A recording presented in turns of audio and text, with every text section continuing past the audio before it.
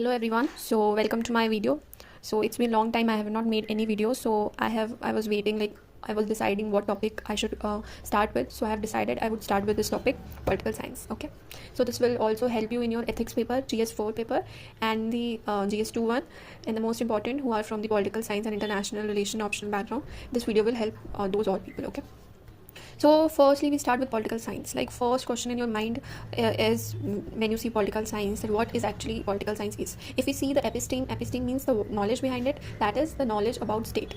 Political science refers to knowledge about state. What is state? State is a political entity. State is an institution. When we gather information or know about something state, that refers to political science. Political science comes from the Greek word of it. It is polis. Okay, polis means city state. In ancient time, we used to govern under the city state. We do not have such modern state like ours right now. At the earlier time, it was a very small city like state which they used to govern. Hence, polis refers to city state, and hence the knowledge about this entity, this institution, is called as political science. I hope now you are clear with this idea that what is political science. So now Garner is one of the political scholar. He says political science begins and ends with the state. I think this quote is enough to explain what is in actual political science is. Political science is all about the state. Whatever comes under the purview of state is political science. Okay, so here I have written like whatever comes, same thing. Okay, another part is that what is state.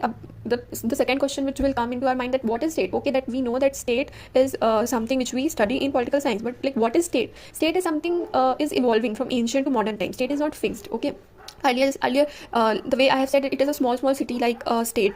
Right now it is a modern state, big state. Boundary has increased. Okay, so what is actually state? State is a evolving concept. State is not a fixed concept, it's evolving. Conventional meaning, what is the conventional meaning? It was given by the Aristotle. Who is Aristotle? He's the father of political science. Okay, he gives the separation between personal and political.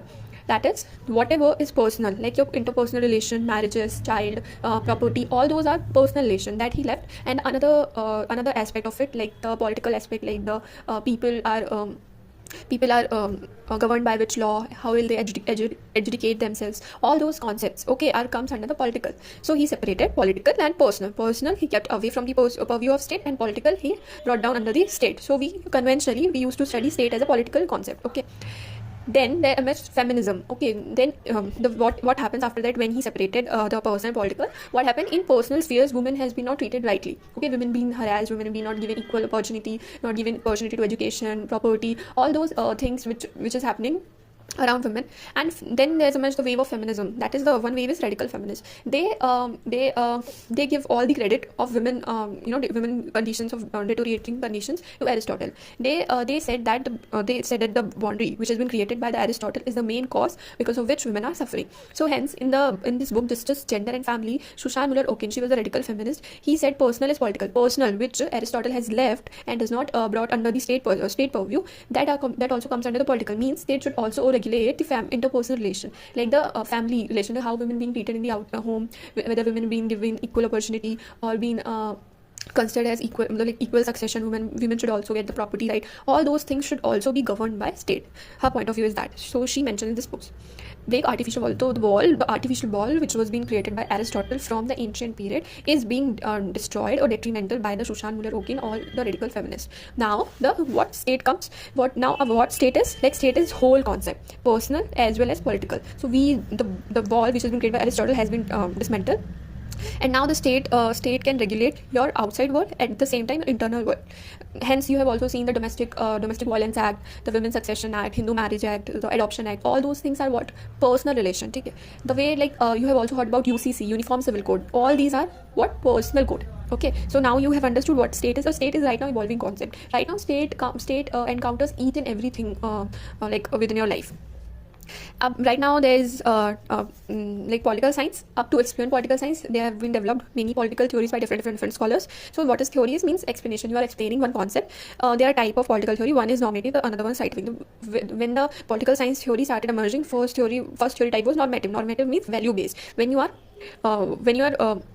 building theories on the basis of values. That is subjective, because values differs from every individual. My values will be different, your values will be different, so hence value based, it is subjective, and it normative theory dominates the whole subject. If political science has different theories, then 80% of the theories belongs to this type, and the rest theory belongs to this part, that is scientific behavioral. This theory I think emerged after the Second World War, 1945, and this is something on the line of scientific, like they are based on the data collection, observation based. That is after Second World War. Factual issue like voting behavior, we can see how people behave, like electoral behavior and public opinion on any specific policies or something like this.